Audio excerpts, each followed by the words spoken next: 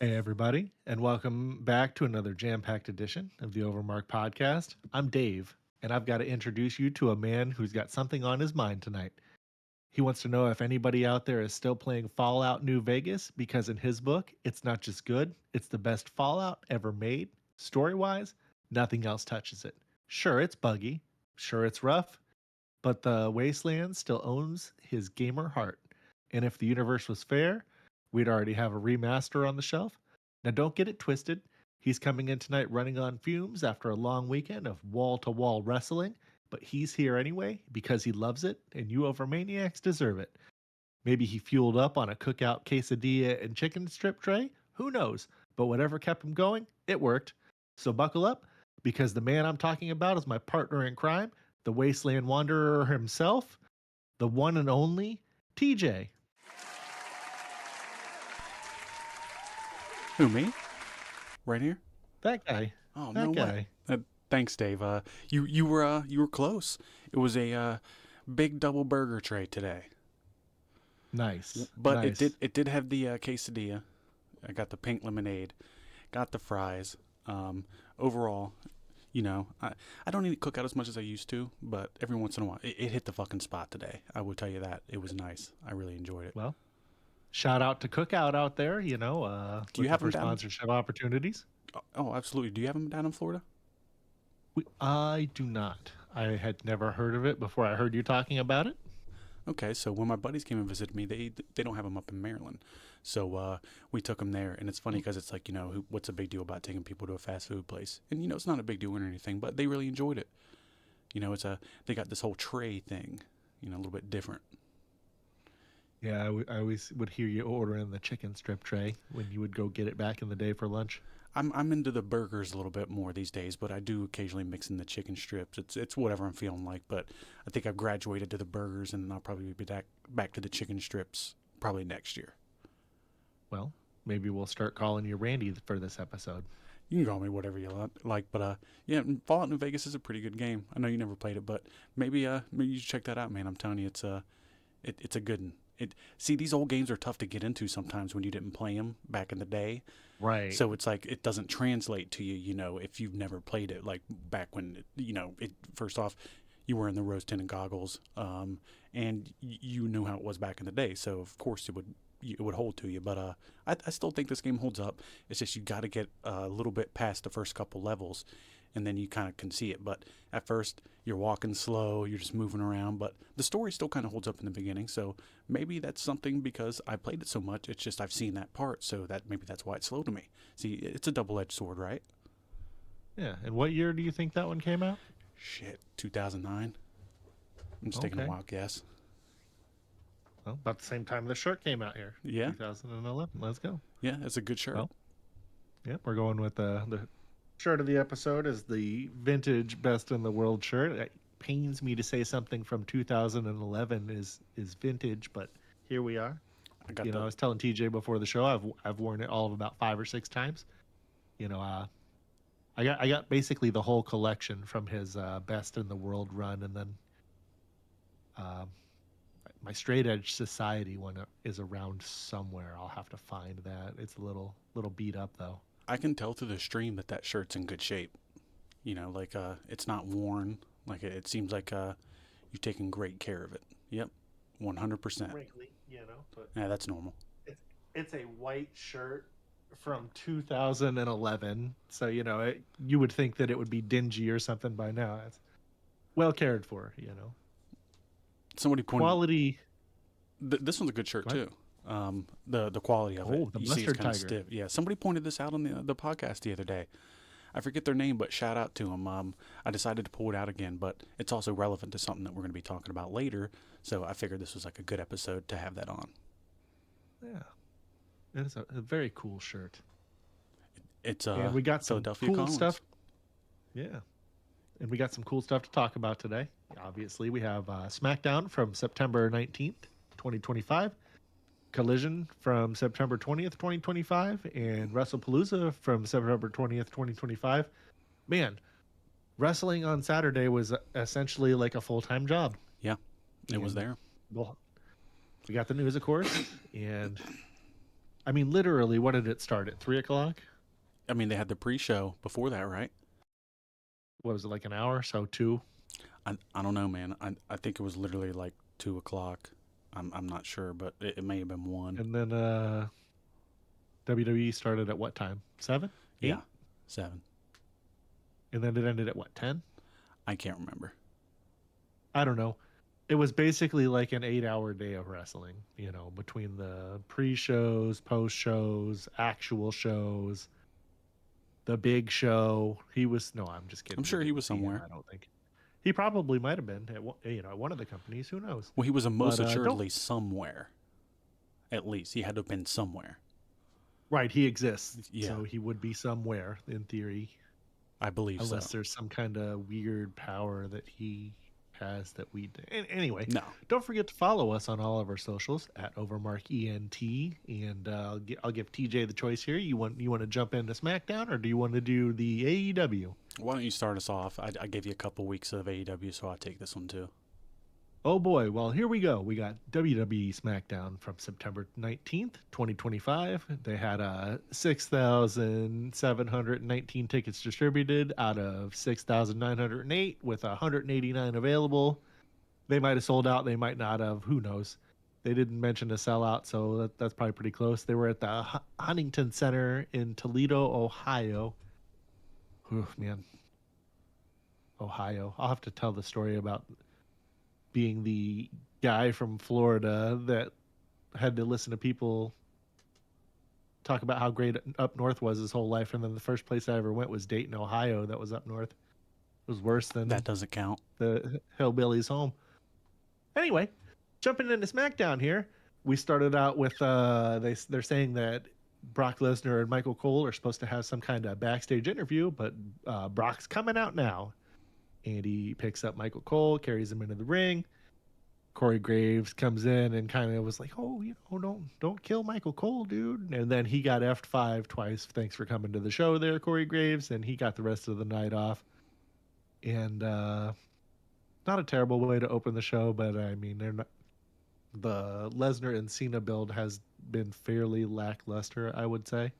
Yeah, I would say so as well. I mean, I don't mind Brock doing this stuff, and in comparison to the rest of the show, it was decent. Yeah, one of the better parts.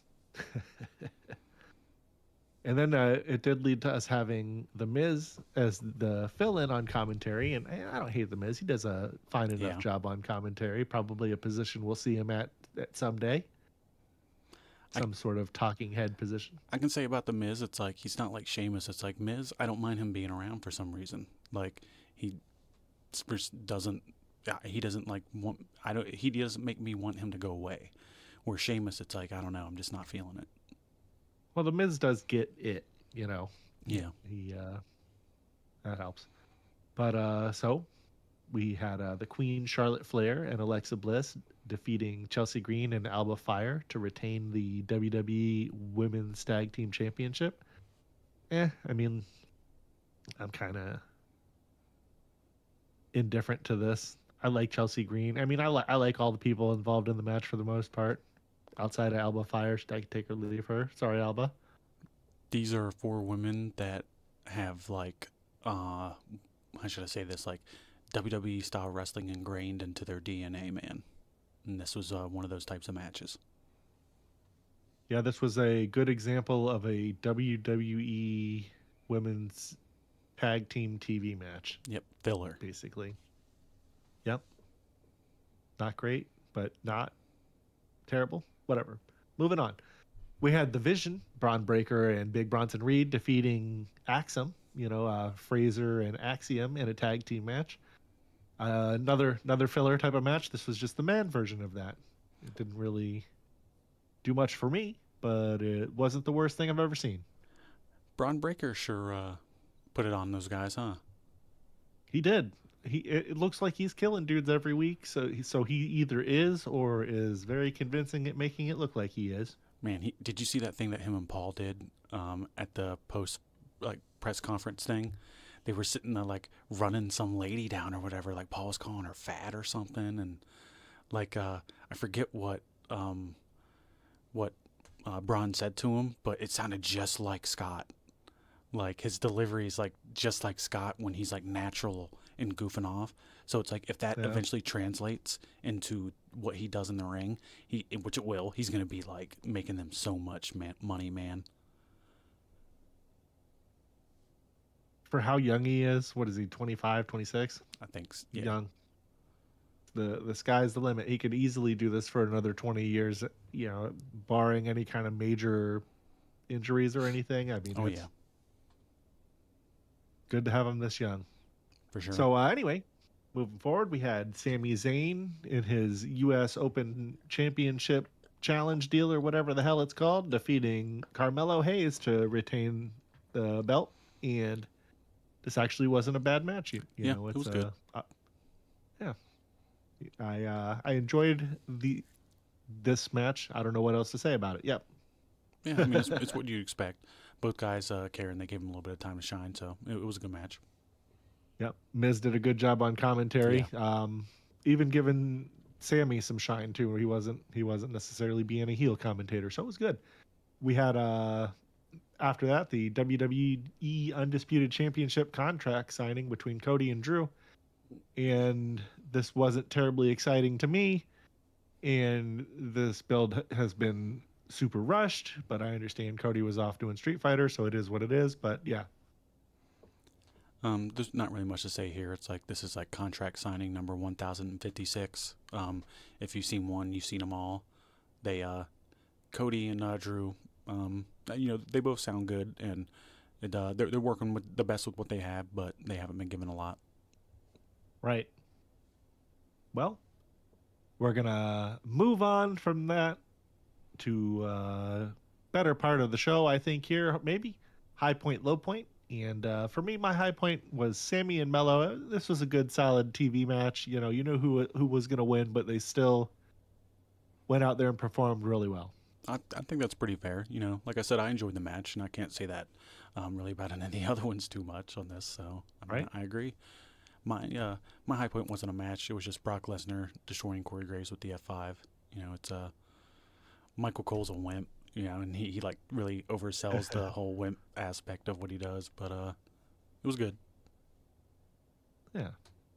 Well, that was a good point, and I enjoyed that part too. The low point for me was just the constant ESPN shove down. I feel like they did a good probably 10 to 15 minutes of the show of just how to watch the stuff on the app and things of that nature, like the little skits and everything. You needed to watch that. We had you covered. Yep. You could have just came here for that. It was one of our more watched recent videos, so obviously people enjoyed it, and they needed that information. So, well, WWE kind of was confusing in the way that they presented the information, I believe. So it unclear, yeah. Well, I don't blame them entirely. The whole process has been a little bit confusing, and they should have been kind of hyping this up for months. They should have been doing this at least once an episode, but very short, something like that for a couple months. Yeah. Instead of just waiting till the last minute. But it shows you they're all people are confused about this. We're just hearing about it.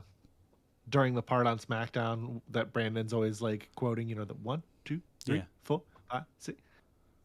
During the 30 seconds of when you're doing that part would be probably the time to stab in with hey, just in case you guys were wondering here, this is how to watch all the new stuff here. Quick little graphic on the screen, 20 seconds. And you could even play that song in the background still. No, you put a QR code up on it, man. It's they could make it so easy if they wanted. Yeah. And none of that. Because I'm not doing a QR code, miss me with that shit. I'm gonna go on a rant here for a second. We're gonna get sidetracked before we go on to our ranking point here, but Well, I you didn't get know, my low point go, either. But go ahead. keep going. I was just mentioning that we're not going to the rankings till I get my low point. Hell yeah. You go to these restaurants where the dudes have like big old beard and they're not wearing a beard net and they got like the little Edison bulbs and stuff like that. And you walk in and you already know you're paying like $16 for a hamburger. That's before you order sides and a drink. Then you sit down at the table and there's no menus. They want you to use your phone to scan the QR code on your table, except for the area that they're in is a shithole. So there's like a black hole of cell service. So you're sitting there trying to scan the QR code and it's spinning and it's spinning. And you're like, well, I'd like to tell you what I'd want to order there, ma'am. But, we're in the black hole here and we can't load up your menu. You think you got a paper one around there? And they sure don't. Um, Fuck hipster hamburger places is what I'm saying. Yeah, You know, I haven't really ran into the QR code only stuff. Have seen them on there, but I just felt like the QR pisses code. me off. Oh no, I agree completely. But I felt like the QR code might make it simpler for people that are not good at doing stuff online with the Yeah. ESPN stuff. But where they could have Now, even go ahead. they could even have like an instruction page that when they went to the QR thing that had. Yeah. But anyways, my low point was Tiffany Stratton, Jade Cargill, and Nia Jax. Stratton's all right. They haven't been doing the craziest job with her, but they haven't been doing the worst by any means. And it just sucks seeing Jade Cargill and Nia Jax in the same segment because they're, I don't know, they're just not too great. And it just sucks that they keep Jade Cargill in the title picture when there's a couple of different women that would probably be more interesting to see in that position. But who am I? Well, why don't you tell us what you ranked the show? To Well, I gave it a 3. I almost gave it a 4, and then I rewatched it and I was like, oh no, that's at least a 3. Not a great episode this week.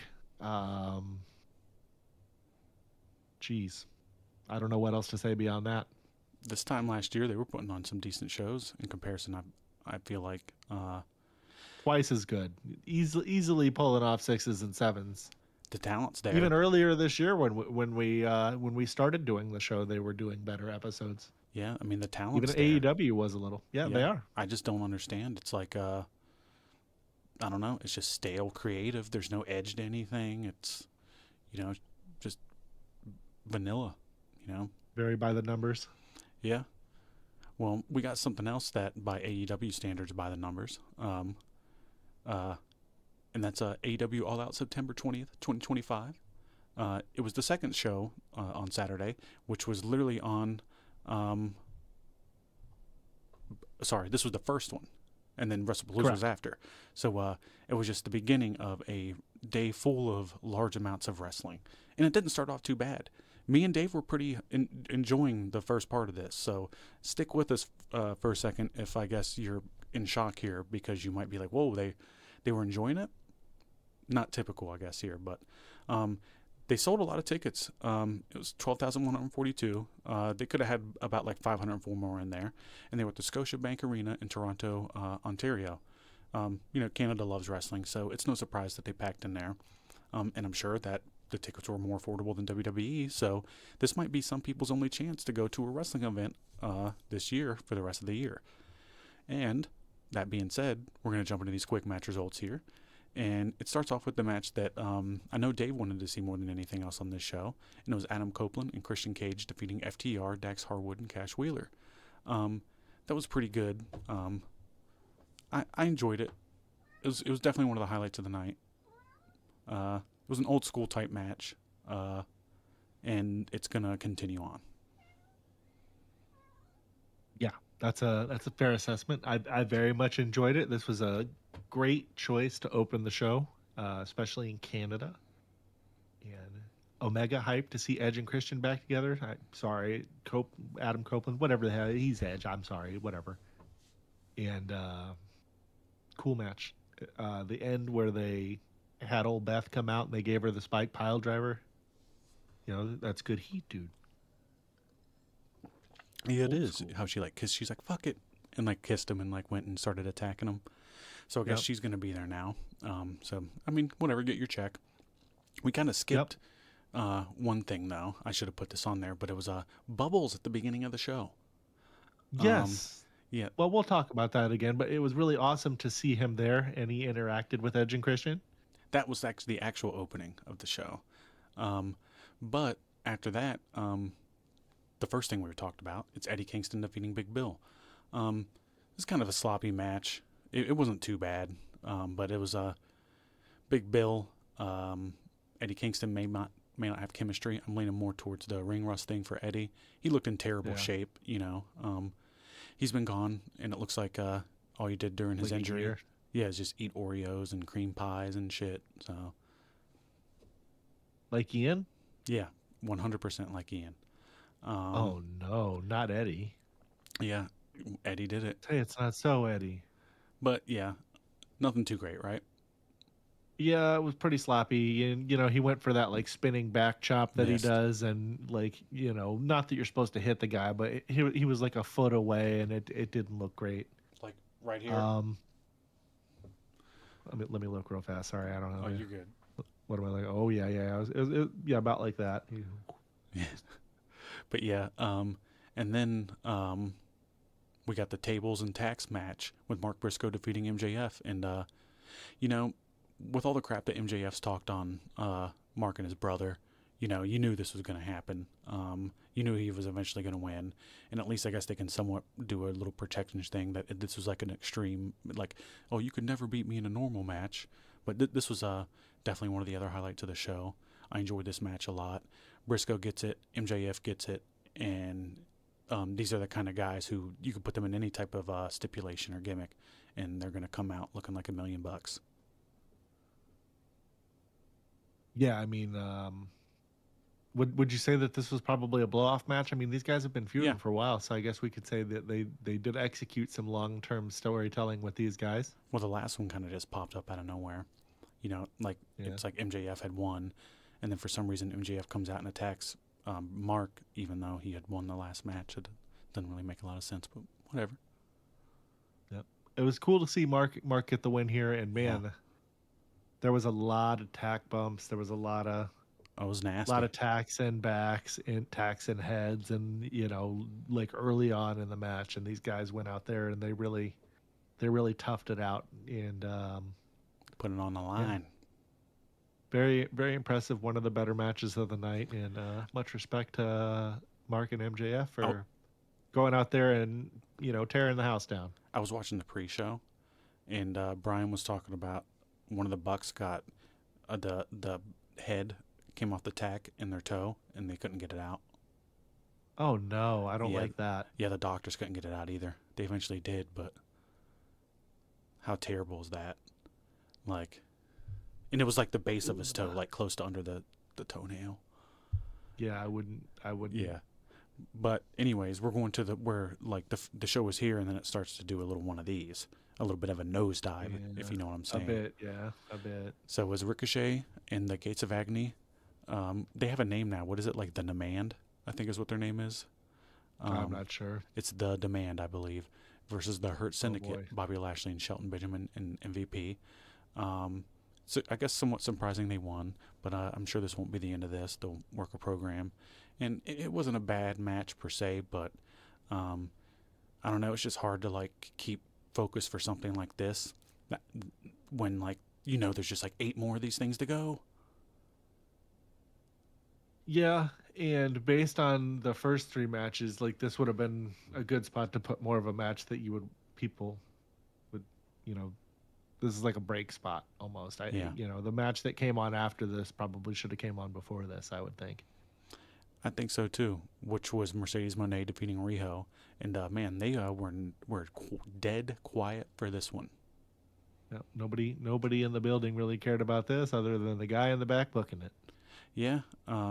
So I guess she ended up cheating. I forget exactly what she did, but she cheated finally to win this match. And it's the first time she's cheated, I think, to win a match in a long time, which is strange because normally that's what heels do a lot of. But there's just no heat, for the most part, and there's no interest. And, Riho hasn't really been featured prominently on the show. And a very long time, and it's just you're not going to hold people's interest with that kind of stuff. And overall, this is one of the crappier matches of the night. And we're going to move on to the AEW Unified Three-Way match with Kazuchika Okada defeating Mascara Dorada and Konosuke Takeshita. I expected more from this match. It seems like Okada just keeps under-delivering. I feel like every time that we review an Okada match, that's a phrase that comes out of one or both of our mouths. Yeah, his AEW run has really not been too great. He's had a couple good ones, like with Bryan. I feel like that match was great. Yep. That's probably the highlight of his career for me, believe it or not. And we know he can have good matches because we've seen him have good matches, but it's just, it's lackluster. It's not that he's doing a bad job. It's just we know that he can do a better job. Yeah. And then we had the coffin match with Jon Moxley defeating Darby Allin. It was okay. It had some okay spots, but overall just, with the match of a whole bunch of, within a night of other gimmick matches and stuff, just I don't know, just don't really need to see it. But I don't know, that's unfair. I think this had less gimmick matches than a lot of AEW pay-per-views usually have. But in the end, I don't know, I just don't really care. And then he tried to murder him later in the night, catching him on fire. Yeah. And somebody was there with a fire extinguisher right away. But you know how ridiculous that is? That Hey bud, you know how cool it would be if maybe you stuck me in a bag and you caught me on fire? That would be badass, man. Tony, you think you can catch me on fire? I'm not going to say no to anything. Yeah, that sounds great. That's a great idea. We're putting on a family-friendly product. I was just saying on the interview the other day there, I'm pricing this for families, and families need to see guys set on fire. Yeah, it's kind of funny, huh? I thought about that too, and it's not to say that there's not a spot for this kind of stuff, but definitely is. Man, Moxley, I'm just tired of seeing this fucking guy. And Darby Allin's all right. I like him, and he can do some cool stuff. But it's like, how many weeks in a row am I going to see him try to murder this guy? Like, somebody call the cops. Right? What's going on here? We just had an event where a guy did essentially try to murder a guy in the ring, and that guy's in jail now. So, I mean, bad taste, especially considering what's been going on lately. No, we got to reel this back in. Yeah. Yep. So we got this 4-way AEW Women's World Championship match with Chris Statlander defeating Toni Storm, Jamie Hayter, and Thekla. Match kind of had no build. Kind of felt like it was tossed together. You have one of your most over champions, and you just have her lose in some match that seems kind of like non-consequential, And then I just imagine that Chris Statlander is going to lose to Mercedes Moné in the next couple months. I think everybody kind of leaned in that direction, and I wouldn't say that this was a bad match, but it's just like, these matches with poor builds, and that's one thing. But then when you have one of your most over talent lose randomly, just, I don't know. Hopefully you're going somewhere, and I think they're going to end up trying to do some women's tag team titles, and Tony and some new debuting talent are going to end up holding them together. I don't know. Yeah. I mean, this is the only way you could really take the belt off of Tony that makes any kind of sense, because she's been built in such a way that nobody's really going to be beating her in a singles match. And this is a 4-way I could get behind. We could just never mind. Moving on. Well, I don't know. I'm not saying it was bad by any means, and I'm not saying like it's the worst call in the world. I was just saying I just feel like the build wasn't the best. It was my main concern, Yeah. I felt like it was kind of tossed together within 2 weeks of the event. But I feel like that happens quite a bit on both programs. It's kind of strange that they do that. Yeah, and I feel like you could have got somebody over super big, but maybe they will. We'll see. I mean, it is cool to see Stat get the belt. Yeah, she's good. Obviously we're both fans of her work, so yeah. Hopefully this is a good thing that they do here with it. No Death Riders. But God damn it. Yeah, because she was like, he came out and talked to her like right before the thing Yuta did. So hopefully that isn't what happens there, and we'll move on. And we got the AEW World Tag Team Championship 4-way ladder match with Brodito defeating Hechicero and Josh Alexander, Jet Speed, and the Young Bucks. This is a spot fest. If you like that kind of stuff, this was an awesome match. I wouldn't say that it was bad. It was just more of the same. You've seen this match 1,000 times. You know, when you have 4 people jumping, like literally they had everybody on each corner and they had a table at each corner, and then they all jumped off like one right after the other. Like those are like very, very like obvious like cooperation type situations. And if you took those out of this match and made them a little bit more like spontaneous, then I feel like these would be way better matches. That's the only critique I really have on it. Yeah, I mean, I enjoyed this as much as I could enjoy a match that had the Young Bucks in it, and Jet Speed and Josh Alexander, and had basically every single person that's in this match. You know, I kind of thought that the Young Bucks would win for some reason. Not that I want to see them win with the belts, but just AEW history has taught us that they'll swoop in and have it somehow. Wait for the next pay-per-view. Damn it. But yeah, so we got the AEW World Championship match with Hangman Adam Page defeating TNT champion Kyle Fletcher. They both tried hard here, and they had a good match. They did. I saw a lot of people saying that this is a match of the year contender. I don't know about that. I don't know about that. But this is a pretty good match, and I like Kyle Fletcher more than I do Hangman, and I don't know if he's ready to be your champion yet, but I don't think Hangman is, so it couldn't have hurt. You know, hopefully this isn't done yet, and I feel like it is, but toss that thing on Kyle Fletcher. Have your first dual champion. Put this guy through the fucking moon, you know? Like, that's the kind of stuff that you do to build talent. People say that you guys haven't built stars too much. Well, I feel like you got a situation here where you got a guy that's really putting in the work. Couldn't have said it better myself.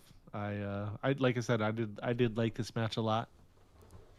Both of these guys, as much as I don't like Hangman, you know, they definitely delivered. You could definitely call this an AEW main event.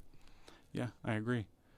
And that being said, high point, low point time, and my high point was the Cope Christian Bubbles Green Bastard segment. That was a really good segment. Yep. You know, they're talking to Bubbles in the hallway, and then they walk down the hallway a little bit further, and then boom, Green Bastard pops up, entertaining as hell. What the? Well, Green Bastard. Recurring theme with the television program and certain people involved in it being the high point. My high point was going to be the Edge and Christian FTR match, and all the little extracurriculars that happened afterwards with Mother Wayne coming out and distracting him from the stage, and Kip handcuffing Edge, and the whole spike pile driving Christian and Beth. This is going to be good stuff. And now they're outnumbered. And what are they going to have? Beth have a match with Shayna Wayne? She's not a wrestler. I mean, I'd like to wrestle her, but she's not a wrestler. I hope not. Unless she knows something and a whole bunch of other people that we don't know. Well, we'll see about that. You want to talk about a high point of a show, though? Yeah. Let me wrestle old Shayna Wayne. Be the high point for me anyway. You like her, but she's pretty. Yeah, you know? she's not bad looking, I guess, but she's real good at standing there. But we'll go to the low point here, and mine was Mercedes versus Riho. Man, I feel like there's no way that this couldn't be anybody's low point of the night. You know, it's hard to care about Mercedes, and it's just another heatless banger, dude. I had the same low point in the only shining point of that I could glean was at least Mercedes won, and we don't have to see Riho with a belt. Oh, she'll be around still probably. Hopefully this is her a couple weeks in the U.S. and she gets to go back and have fun in Japan, and it'll work out for everybody. But they're gonna... Never mind. Let's move on. I gave it a 3. What did you? I gave it a 4, which I think might be generous looking back, but, you know, the matches that I liked, I really liked. So. I rated this show since there was like 11 matches, I think. 1, 2, 3, 4, 5, 6, 7, 8, 9, 10. So there was 10. So I just rated each match that I like as one, and I like 3 matches. So that's why I gave it 3. Okay, that makes sense. That's fair. Yeah. But that being said, we can go ahead and move on. And if you want, I can do old Palooza if you want. It's up to you. Well, hell yeah. Why don't you jump us in there? All right. So this is what happened like they were on at the same time. The main event went on forever with Kyle and Hangman, and then we jumped in the WWE Wrestlepalooza. So you got 2 screens on. September 20th, 2025. Tickets distributed was 14,068, and it looks like they had about 227 left to sell. I'm sure they did. Excuse me. They were at the Gainbridge Fieldhouse in Indianapolis, Illinois. It started off with Indiana. Oh, sorry, Indiana. I'm a goof. So we got Brock Lesnar defeating John Lesnar. I think most people hated this match, but honestly, I'm not really sure how else this was going to go. I don't feel like Brock has competitive matches most of the time anymore, and they're all usually short. So, Hot take. I like this. I've always enjoyed when they've had Brock Lesnar be the John Cena kryptonite, and he just goes out there and beats the shit out of him. Because all of the times that we had to see Super Cena where he came back from like these insurmountable odds and all these crazy things that he would overcome, and then Brock just comes out there and just pieces him up. I don't hate this. Well, I wasn't saying I hated it. I was just mentioning how a lot of other people did. I thought it was okay. Didn't hate it by any means, but it's not like it blew me away or anything, Just it was what it was. Let's talk about the shape that Brock showed up in. I don't think we've seen him in that good a shape in probably like a decade. So shredded. So he's obviously abusing, 100%, and I'm not shitting on him. But you can tell by how he was a little bit puffy. He wasn't really he didn't have his abs. They weren't like insanely defined how a lot of other people's were. That's like a dead giveaway. But beyond that, it still takes a lot of work to get like that, no matter what you're doing. And he's putting in an insane amount of work in terms of diet and exercise. Yeah, he's fucking ripped, man. That's something else. I would hate to run into that guy or piss him off, and he comes after you. He could probably, to this day, there's not a person in the company that could stand toe-to-toe. He'd maul pretty much anybody instantly there. Yeah, I think that's a pretty safe thing to say there. And we'll move on to the next one with Division. Braun Breaker and Big Bronson Reed defeating the Usos. Main event, Jey Uso and Jimmy Uso in a tag team match. And LA Knight was actually the referee here. This was just okay. Nothing crazy. I'm tired of the Vision. I'm tired of them just constantly working against Jey Uso and whoever, and I don't know, just not much really for me to like here. It was just okay. Yeah, the match was cool. I didn't hate it, and the Steiner callbacks were cool. I don't know. It's just the same stuff, Jay, obviously everybody that watched saw that he was busted open. He got busted open when he did that chair spot when he hit him in the back, brought him in the back. It bounced back and hit him in the face. Yeah, so they got him under concussion protocol. So it's going to be a minute before we see him doing anything physical. Yeah, most likely. But then I think we'll move on to most people's highlight of the night, which was Stephanie Vaquer defeating Io Sky to win the vacant women's World Championship. It's pretty good match. I think about as good as they're going to get for the women's matches these days. Yeah. I want to say that I was really impressed with this, but honestly, I expected these girls to go out here and put on a banger. I knew that they were going to go out there and have a great match. I'm hard pressed to find a match that either of these women have had this year or any time in recent memory that is a bad match. And correct. They just went out there and they killed it. And hats off to these ladies. Really enjoyed the shit out of this match. You remember when they were Stephanie was still in NXT and we were talking about this happening earlier in the year. I wish that they would kind of just get rid of some of the old guard and really just embrace these females and let them shine, because their chicks would Yeah. probably be more over than the guys. I mean, we have been saying for a while now, and you can go back to the early episodes, women's wrestling is in one of, if not the best spot that it's been in ever. And this Yeah. match is a good example of that. I can't say enough good stuff about this. And if people are out here hating on this, I don't know what to tell them. This is prime example of a great match.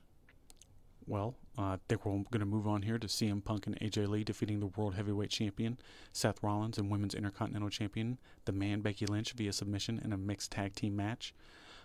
There's no bar to set here, but this is probably the best mixed match ever, I'd say. Mixed gender? Yeah. Yeah, if we're categorizing this stuff, best intergender tag team match of all time. Not like there's a lot of good ones. No.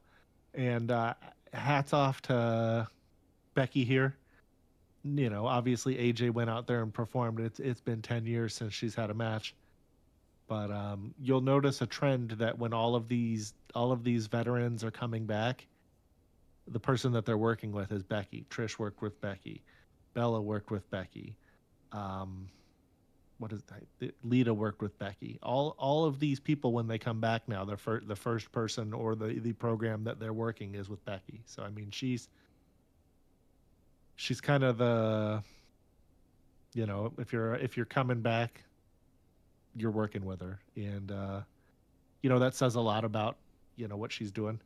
Obviously, I'm a bigger fan of Stephanie and EO, but you know, good on Becky, good on everybody that was involved in this match. You know, it's A lot of people, you know, like some of our buddies too, don't like Becky at all, but she's probably the most complete wrestling package of a woman out there right now. they really, you know, Brian and Brandon really hate Becky, She gets it. and I want to attribute that to that she's a heel, and her heel work is so good that, and there's still such fresh wrestling fans that even though they know that they're being worked, that they can't help it. exactly, which is awesome. You know, they're not jaded or like super. Yeah, it's cool to hear about wrestling from them. And well, we are gonna. I know we keep mentioning it. We'll have them on eventually. We will. But yeah, I really enjoy her work. I enjoy everybody's work that's involved with this. You know, AJ hasn't been around, but she did great here. But some good heat in this fucking match, man, which is, you know, some of my favorite stuff in wrestling. Anyways, we'll move on here with the main event. The American Nightmare, Cody Rhodes, defeating Drew McIntyre to retain the undisputed WWE Championship. So, this was a by-the-books Cody Rhodes tossed together last second World Championship heavyweight match. Sorry, it wasn't tossed together last second, but just not a great build. It wasn't bad, but it's not like it was like blew me away. It was a by the numbers as of late WWE Championship match. Yep. Not terrible, but you know, just safe. Drew's like injury sparked up at one point, and then like he like went and hesitated to kick Cody, like how he did before, that like sent him away so he could shoot the movie. You know, like when he was against the commentary desk, like he was about to, but he hesitated. Then the ref got in his way once he hesitated, and then he went to do it, and then Cody moved. But I don't know. It was an okay match, but for Cody's matches, for you to get into them, they gotta have a good build, and there's got to be some shit talking, and you know, they got to get into it to make me care. And Cody's capable of doing that, and hopefully they would get a really good one for him here soon where that happens. Yeah. But yeah, my high point of the night here for Wrestlepalooza was CM Punk and AJ Lee defeating Seth Rollins and Becky Lynch. I don't know. I just, there wasn't a lot on this card. There was probably two matches I really enjoyed. And it was good. This was like everybody had a lot of fun. This was a really good match. It's a great match, and that's a great pick. And I really, honestly, I struggled with my high point here. It was like a 1A, 1B scenario, and that one almost got it, but I ended up going with Stephanie Vaquer and Io Sky. You know, great, great match, great outcome, and Steph busted out her the spiral tap, that corkscrew moonsault finisher that she doesn't really use that very often. They've kind of they don't like to let her use that one a lot, and for obvious reasons. There's a lot of potential for injury to both of them, but it makes it all the more special when she does bust it out. And man, it was awesome. I Ooh, love both of these girls. Really happy that Steph won, and say it again, women's wrestling is in an insanely good spot right now. when like Polly, like oof, Malone or whatever he says. But Yeah. but yeah, that was a great pick as well. And then we got my low point here, which is Bronson Reed and Braun Breaker defeating the Usos. I'm just not feeling this anymore. Son of a bitch! Oh, That was actually the same low point that I had. I didn't really hate any of the matches on this card, so this was like kind of like a gun to your head. You just pick, and it ended up being this one. The match itself was good, and I just, yeah, so we'll go to the ratings here. I give this a 3, but one of the reasons I give this a 3 is because they promised this to be a way bigger deal than what it was. They promised spectacle, surprises, a whole bunch of stuff, like one of the best shows we've ever seen, and that was not the case here. they overpromised and underdelivered. So Yeah. you gave them a little, you dinged them one for that. Yeah, I gave them a 4. Those two really great matches couldn't save the rest of it. If maybe one of these matches was replaced with something a little bit more interesting, or the main event had a little bit more of a build for us to care about it a little bit more, it might have inched the score a little higher. But yeah, slightly below average PLE for me. I agree. But I think that being said, we can stop talking about this week in wrestling, and we're going to go ahead and move on to a little bit of wrestling news. If we got boy. any, I think we do, right? We do. Like, And I got news oh. for you. it's a bird, it's a plane. It's like, no, it's Ice Cube. And Iced tea. I mix that up every time. But anyways, we got a little bit of news here, right? We do. I think I'm going to start us off here on some of this news. And Oh boy. this kind of stems off something that happened over the weekend, and that Stephanie McMahon announced for the 2026 WWE Hall of Fame. And so at Wrestlepalooza, we got a real surprise, I guess. The Undertaker rode out on the motorcycle, full Dead Man Inc. throwback, but it wasn't for a match. It was to announce the first inductee into the 2026 WWE Hall of Fame, and that name was Stephanie McMahon. But it's kind of funny, that was Mark Calloway. That wasn't The Undertaker. Oh yeah, definitely. And you could tell it caught her off guard a little bit. Taker hops the barricade and he sits down right next to her and drops the bombshell. She looked a little stunned, teary-eyed, laughing, hugging him. It was a legit moment, dude. Absolutely, brother. And say what you will about the McMahons, but Stephanie has been a huge presence in the company for decades, whether it was on camera in the Attitude Era, running the business side as an exec, or now even outside WWE with her ESPN podcast. She stays connected to the brand. And this is a pretty fitting way, I guess, to kick off the 2026 Hall of Fame class. The Undertaker delivering the news in front of fans made it feel a little special. Plus, Stephanie hasn't been in an official role since 2023.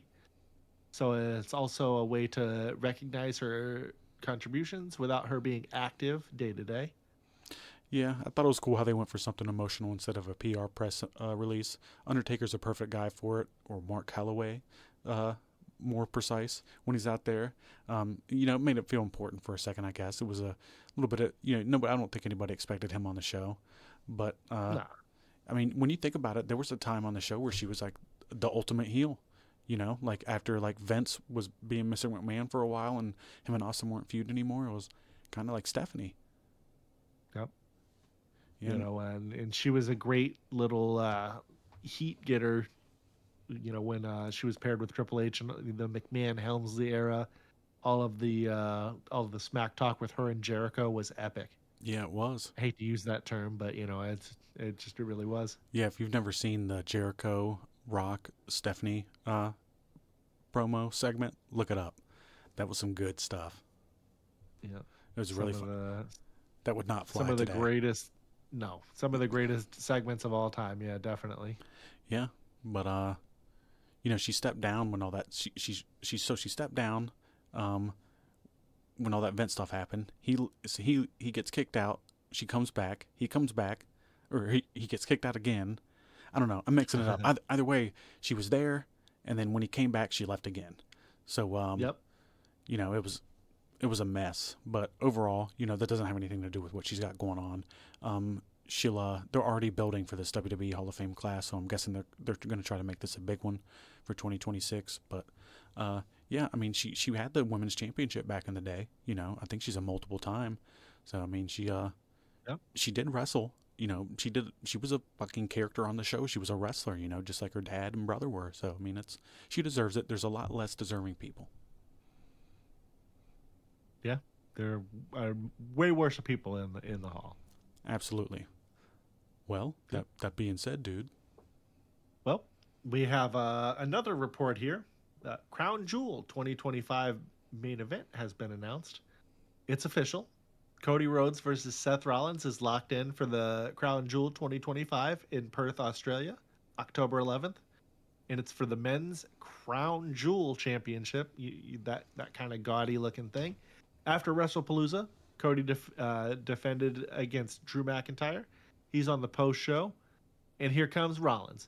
Big goofy grin, suit jacket probably too tight, getting in Cody's face. And sure enough, Triple H strolls out, drops the announcement. This isn't a rumor. This isn't speculation. This is your Crown Jewel main event. Oh, man. So we got Cody and Rollins again, huh? I mean, don't get me wrong. Every time they wrestle, it's solid, but it's like, that song that you love that's on the radio that plays every 10 minutes. After a while, you're reaching for the dial. I don't know if we have dials anymore. You're just changing on Spotify. But still, Crown Jewel is supposed to be this big spectacle. So putting your two safest bets in there, I get it. It's a WWE way of saying, don't worry, no surprises. Just give us your $30 on ESPN, dude. Yeah. And it's not just any match. This is for a title WWE made up last year just to give Saudi shows some extra shine. Cody's the inaugural champ. Seth wants to add it to his collection. You're basically telling the fans, this is our golden boys colliding. The real question is, do they let Seth win one back, or does Cody keep being Mr. Finish the Story and hold out yet another belt? Let's not ignore the bigger picture here. This is happening in Australia, not Riyadh. So it's a WWE flexing that Crown Jewel branding outside of the Saudi box. It's going to be a global event now. And who better than Cody, the American Nightmare, with his Rocky Balboa speeches against Seth, the fashion-forward Joker laugh guy. I don't know, that's a weird description. I mean, that does land, but, I mean, I would have called him something else, But honestly, Perth's crowd might eat this up. They will. Something that they would say on The Sopranos, probably. The Fanuc. Anyway, exactly. Plus, WWE loves the symmetry. Cody's the first champ. Seth's the first challenger in the Australia under the Crown Jewel banner. They'll package this like it's a WrestleMania main event. And hey, they'll probably go in all on the entrances. Seth is coming out with some fire-breathing nonsense, while Cody's pyro bill is going to be half of the GDP of Australia. I'm closer to a quarter, brother.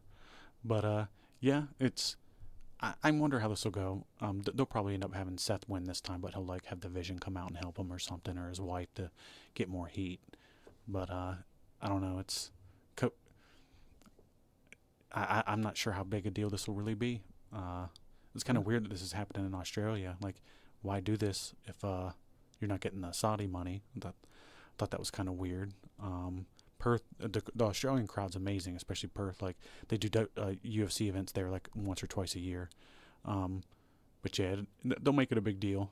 It'll be a big spectacle, and hopefully this is actually a good show and better than Wrestlepalooza was. Well, they'll have Rhea versus Stephanie on this card, most assuredly. So that'll be a good one. Yeah, absolutely. They'll knock it out of the house, dude. Whatever the term is. Yeah. Yeah, dude. All of that stuff, dude. We'll move on from that one, and we're going to talk about Bubbles showing up at AEW All Out. So, yeah. That's exciting stuff. I know. As you know, I'm a huge Trailer Park Boys fan. So are you. So let's start here, because for me, this is the highlight of the whole damn show, which I know is kind of goofy. But Bubbles, the Green Bastard himself, makes his AEW debut in Toronto. I mean, come on, Trailer Park Boys is royalty up there.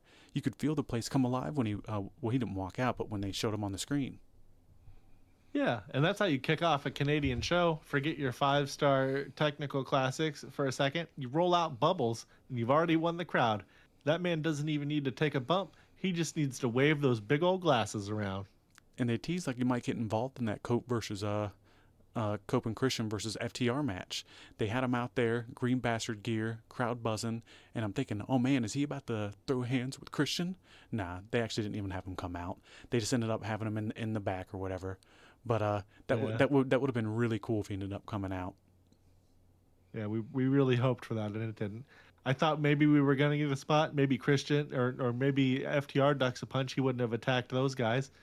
And instead, we just got Bubbles waving. It was fun. It was a little bit of a letdown, but AEW dangled the candy and then snatched it back. Still, just seeing him in AEW, like, on the show, it was surreal. Like, this wasn't Comic-Con. This wasn't a sketch on Netflix. This was All Elite Wrestling. You know, they've had a collaboration before. And it's funny, that Canadian crowd, they were treating him like a megastar. We want Bubbles. Like, when the match started and everything. But it shows how smart AEW is when they can lean into, like, local culture like that. I just wonder whose idea this was. Probably Edge and Christian. And, you know, it's just like WWE will bring out Bret Hart in Canada. AEW brings out Bubbles. Same idea, different legend. And I'm not even joking with that. You're in Toronto. You give the people Sunnyvale's finest, and it works. Now, my only hope is that this wasn't a one-off. You know, don't tease me with Green Bastard just once. Bring him back. Let him interfere in a 6-man, or even better, a 10-man. Let him hit a kendo stick shot now, or on somebody. Don't let him actually take one. But he's a national treasure. Yeah, book it, Tony. Green Bastard versus Luther on Collision, or put him on a pay-per-view. I'd buy that. Until then, I'll take this cameo as a win. Bubbles in AEW. Who would have thought it? I don't know. I would have loved it. I remember they've done a couple things together. They were like showing advertising for their app that they had like a couple years ago too. Yeah. But yeah, that thing was a mess there, man. But anyways, I really wish you would have got involved. I heard the story about how the creative for this was conceived. It The situation broke out when I smoked too much blood. Reached in my drawers, pulled out my blood. Like a rock don't sting. Like a rock don't sting. Could happen to you, 'cause it happened to me. In T. Yep. J. Yeah. Oh no. but yeah, no. But we love Trailer Park Boys, man. It I got the Mustard Tiger shirt on right now. They just got done filming season 13 like a month ago or so, so we're eventually going to get that here soon. Yeah. Oh shit. Yeah, I'm looking forward to it. The new stuff's not as good as the old stuff, but I'll take anything at this point. You know what I have to say about that? What? Green shirted white boy rolling around. He rolling around the city. He rolling around the town. But you know what's one cool thing too? It's like not only was Green Bastard in Bubbles on AEW, but it was with Edge and Christian. Who would have ever thought that you would have seen them interacting like that? You know, that's so cool. Like Canadian legends. Yeah, that is actually a really good point. It's very cool. You know, obviously that Edge and Christian has been the high point of AEW, and maybe AEW too. I don't know. Maybe they'd be the high point if they were there. But yeah. So to see them interact with Bubbles and him be the Green Bastard as well, you know, so we got Bubbles and Green Bastard. That was awesome. Yeah. Hopefully we get more. That's all I can say. Don't just tease me. I got to see him in that AEW ring. Yeah, and you know, Mike Smith he grew up a fan of wrestling, so you know, the Green Bastard was actually inspired by, you know, just over the top indie wrestlers he'd see in, you know, the Canadian promotions growing up. Yeah, that's a funny episode. You know, that he's beating up Corey and Trevor in the ring, and They're wrestling for Trailer Park Supervisor, and it's like I forget what they call it, but it's like Trailer Park fan, or not fan day, but it's like a park appreciation day. So they ordered a ring, but Barb canceled it, so they put together a crappy one. But it's a really good episode. Yeah. If you've never seen Trailer Park Boys before and you like goofy comedy, I'd watch it. It's one of the all-time greats. But that being said, we're going to move on here, and we got another little report, and that's that ESPN wasn't happy with Wrestlepalooza. So Who was? I don't know, but so this is the big ESPN debut, right? Wrestlepalooza, weeks of hype, endless promotion. They made it sound like it was the second coming of WrestleMania, right? They said it wanted to be their next WrestleMania. And then ESPN's own review team comes back with a C rating. You know, that it's funny we have here that like that's not a passing grade, but I'm pretty sure that is. I mean, it is. A D's Yeah. passing. But yeah, it's I not mean, great. It's honestly hilarious. You know, you throw this massive party, you roll out your stars, and then your own partner basically says, "Yeah, it was fine." That's not the headline that you are exactly looking for after months of hype. Nah, the only thing that bailed this show out was the Vaquer versus Io Sky. That was the one that they said saved the whole thing. And I'll give it credit. That match definitely delivered. I thought the mixed tag was good too. It actually felt like the crowd woke up for those two matches in particular. Yeah, and then you had Cena versus Lesnar, and that was billed as this monster attraction, and it ended up being the lowest graded match on the card. And they felt like they just clocked in and did the bare minimum and went home. And the big world title match, Cody versus Drew, was short, underwhelming, and forgettable. You're supposed to end out on a bang, right? And instead, it was more of a whimper.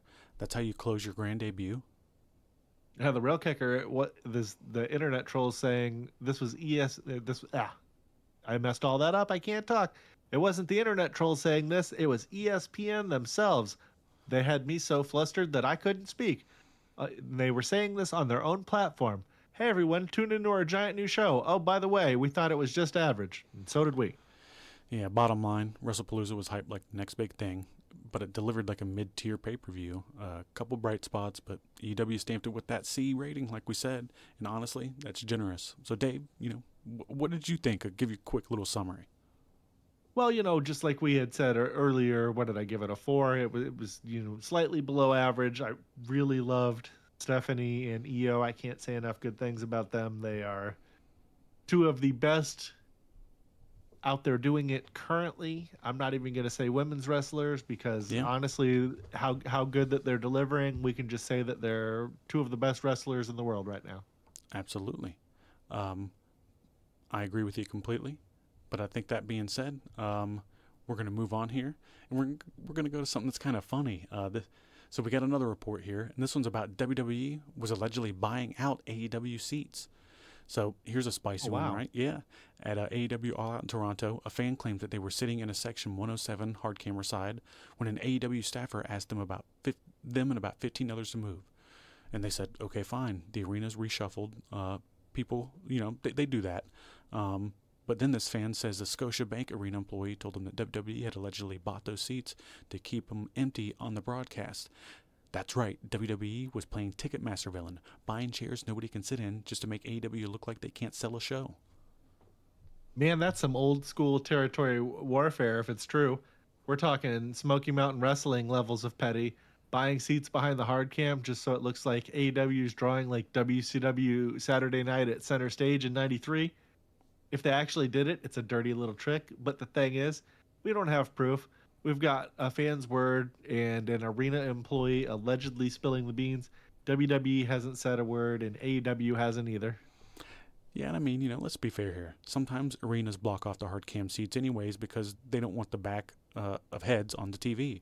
But the timing, that's the same night WWE ran Wrestlepalooza head-to-head with All Out.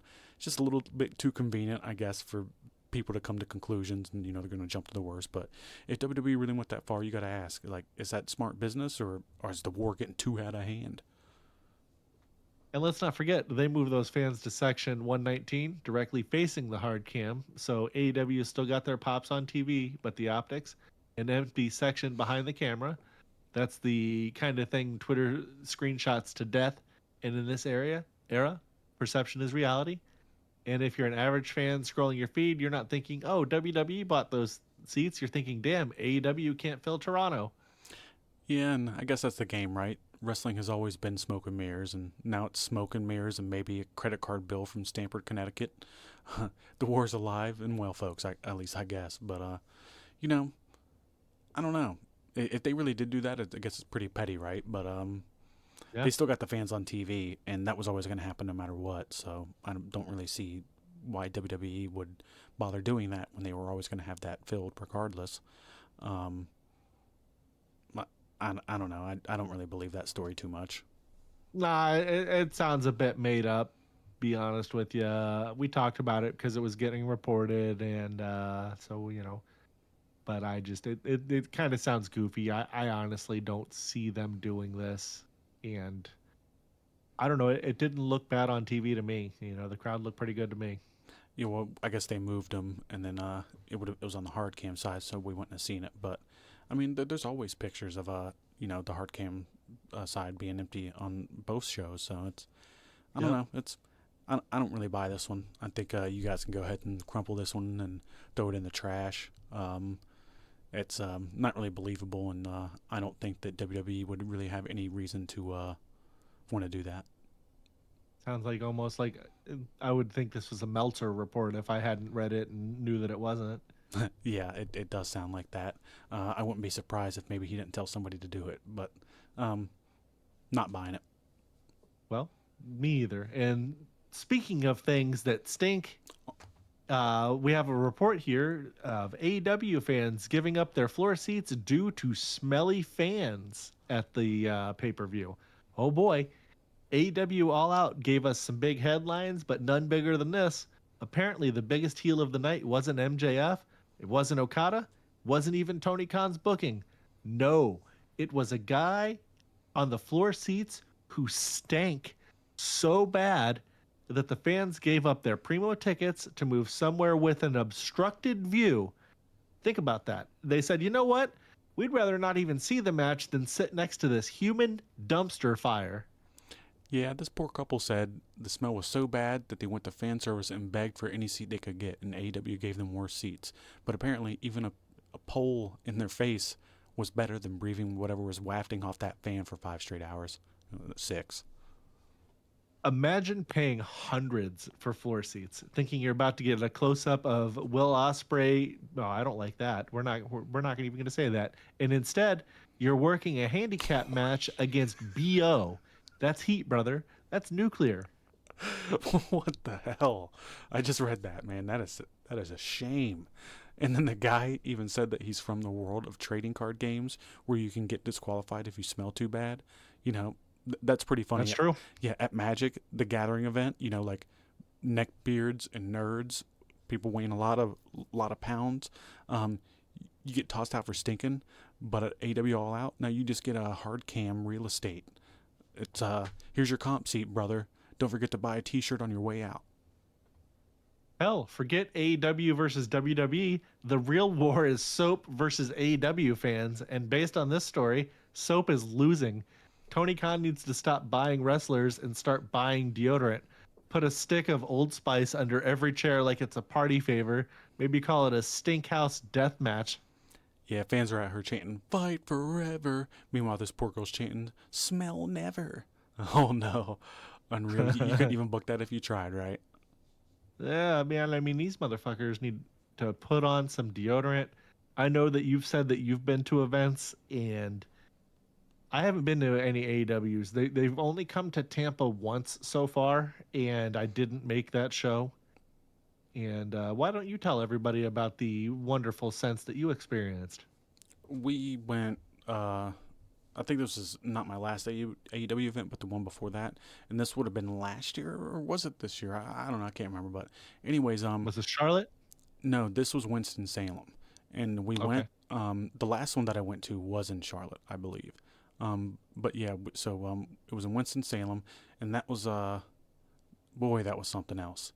It stank. Like, there was a guy sitting behind us, And man, it's like he was definitely probably about 300 pounds, but it's like you can be that much and not smell like complete ass. Anytime he would move a little bit, it would cause a waft from like his shorts, and it would like send it like a tunnel. You remember those air cannons where you could pull it back Oh, and hit people with the no. air cannon? That's what kept happening. Yeah, and I was literally like, Cora has a picture of me. If I can find it, I'm gonna put it on here on this video when we put it up, and as it's a singular form, and it's gonna show me like covering my mouth. It was terrible, dude. And it's just like, I know you can smell it because when I'm having a really rough, like, hard physical labor day, you can smell yourself, especially when you're sitting down. Oh yeah. And You're like, oh, gross, I stink. yeah, and there's no way that that guy's not smelling himself, and it was terrible. And this has been a thing for a while now. And let me give you a PSA here, guys. If you're going out in public, shower. If you're going to go sit by people for 5 hours, you should definitely shower, man. Figure it out. If you at least spray yourself, do something. There's a lot of options No, here. not at least spray yourself. Take a shower. Well, do both. Put on deodorant. If you're having problems because you're allergic to a deodorant or whatever, they make special deodorants. I mean, like literally in the Walmart aisle that are like Walmart. baby sensitive deodorants that you could use and you'll be fine. There's no excuse. Quit being stinky fucking weirdos. Everybody's tired of it in the wrestling community and just in every community in general. Nobody wants to be next to Stinky Mick Stinkerson at the checkout line at Publix. Yeah, it was pretty terrible. And it was just a bad experience for me. And it did make me want to leave, and I didn't. I stuck it out. But overall, nobody wants to smell you, and work on that because we know you can. We know you know what's up. Yep.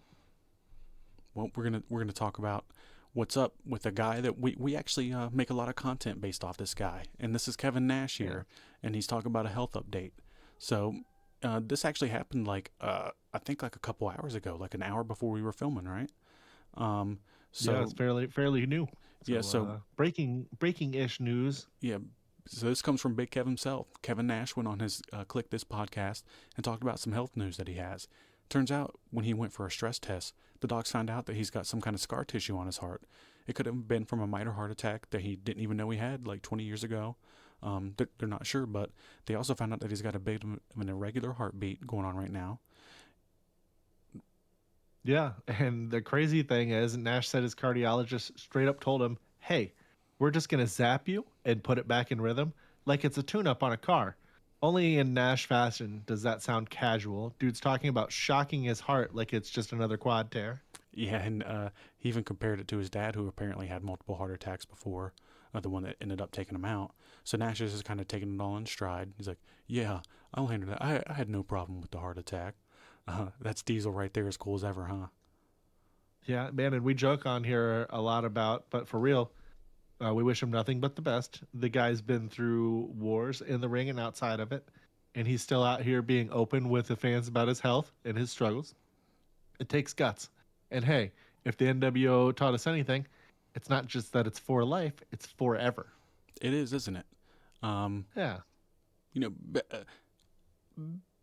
Big wishes to Kevin, he's the man. He's the only guy we got left from the NWO, so we want to hold on to this guy. I'm sure he's going to be back telling stories like he's not going to be gone too long. He's going to be back watching his basketball and burying people with that Nash sense of humor for years to come. That's right. And, only Nash could talk about a heart procedure like it's an oil change. Yeah. Goofy. Nah, so it was NWO for life, right? Now it's going to be NWO forever. That's right. And maybe that's a good opportunity for new branding for WWE to sell some more T-shirts. Yeah, 100%. NWO. And since we came up with the idea, send us some. Oh, and by some, I mean a box each. I take XL. Royalties, actually. I need the money instead. Yeah, you're right. Yeah, just would be better. 10 to 50% would do. Maybe around closer to 50, but we'll talk to them about that later. Yeah. Well, moving on from Nash, and we can end that segment there, but made me think of, obviously we've been through a lot of wrestling shirts and stuff like that in our lifetime. My favorite NWO shirt that I had was obviously you guys have seen my old school NWO one that I wore sometimes. I had the one that was that, and then on the back it had the 6 ball, like the 6, Sean Waltman 6 Yeah. NWO shirt. I wore the shit out of that thing. That's awesome. That was a cool shirt. I wish that I still had it, but it eventually just got to where it came apart. Yeah, they rip apart. And I did, when these things come apart, they come apart pretty good. But the 6 ball, because it was a big printed thing, was still like together. So I cut that circle out and I had it on a, Metal Kids. They have their little fucking vest with all their patches and stuff on there. So I had stuck that on mine for a while. That's badass. That was cool. Wish I still had all that stuff. Throw it away. You get older and then you're just like, I don't need this shit anymore, and then you just toss it, and then one day you're like, I wish I still had that stuff. Why did I just throw that in the garbage for? That is correct. 100%. I did that with all my CDs too, like CDs that I had since like 1984, just gone, threw them right in the trash. Damn. That was stupid. Well, I think that being said, I have a lot of stuff that I want back, by the way. It sucks, but that's not how it works. Unless you know who had it, and you can buy it back. But you throw it away. Lesson learned. Yeah, you throw it away or lose it. Listen here, kids. Don't trade in your stuff to GameStop. Don't do it. Do not do that. You're going to regret it. Just wait a little longer, work a couple more weeks harder, and just get it and keep your old shit. 100%. But that being said, I think we're going to wrap this one up. We did a little bit long one here since we had Wrestlepalooza slapped in there, but it was a good one. We had some fun, good topics. I'm going to sit up here, but yeah. So that being said, I think I'm probably about a little bit over halfway through Chrono Cross. I played it some more over the weekend. It's that part where you end up switching and you end up becoming Lynx or whatever. Sorry to break it, spoil if anybody. Spoiler alert on a 25-year-old game, y'all. Yeah, but anyways, I feel like it's kind of the low point of the game because I just wanted to stay with Surge the whole time. It's kind of goofy being some stupid cat guy. Once it's we talk about this game at the end of the month, I can like literally break down so much shit about this game. It's funny. It's a lot of story stuff going on, but just work, wrestling. Go ahead. I've slacked on it quite a bit. I've played it for a couple of hours. I remembered not liking the combat system in it, and that was an accurate memory. Well, I feel like if you keep up and get the good weapons, you can slap the crap out of people. So it's I actually messing people up pretty good in it. You just gotta battle a lot and fight like all the monsters at each place. Because you don't keep getting it over and over again. But if you fight each monsters that are like, there in each place, you'll get stat boosted. Well, yeah, like each little zone, it's like, like at the beginning where it has you go down to that little beachy area and you got to fight the things. I fight all the things in there. And then like when you can encounter random battles, I'll just spam run around and, do random battles. Can you get anything from that or not doing just the random battles? If you're talking about like the guys that you run into, because that's the battles in the game, right? There's not random ones. You're just like running into like the NPCs. Yeah, you do, but not over and over again. Once you clear each one on that, then it pays to at least fight them all once. But I gotcha. And then you just steal stuff with Kid, and you just got good ass gear. So you can't just relentlessly grind them to. There's no your point. Guys up. Yeah. See, that's bullshit. Yeah, I don't like that. No, you don't need to, because it makes it so you don't have to kill yourself. You just fight each thing in each place, and you'll be pretty strong. But yeah, I'm smashing through stuff. I at least do enjoy that. It hasn't been challenging for me at all. But why would it be? I know what I'm doing in the game, and it's not a hard game. But I feel like the last 40% of the game, like things really pick up when you go like the Dead Sea, and then like you start visiting like that's got like Leanie's Bell in it or whatever, and it starts just throwing everything at you. It's like, oh, okay, here we go. I really enjoy all that. But like I was saying, got the work, the wrestling, the eating some food, the dogs, Cora and Dave, and the podcast, and that's life right now. Shout out to Cora. She listens too. Hey, girl. Yeah. Thanks for the clicks. Yep, she does. But I appreciate you, Dave. I don't want to. I'm going to probably toss on Raw after this. I'm sure you will till you pass out. But Most likely. hopefully, hopefully, we got a better week of wrestling this week. I think we will. And, we'll tell everybody thanks for listening. TJ, thanks for the show. And, because of your shirt here, I got a nice little reference for you since we're referencing all this stuff, Bam! Peanut butter and jam! What the fuck are you doing, Phil? Hell yeah, that's awesome. All right, well, I'm gonna sign off here. I appreciate you, Dave. I appreciate you guys for listening. I'm gonna toss that screen up, hit the music, and we're gone. Everybody have a good night. See you next time.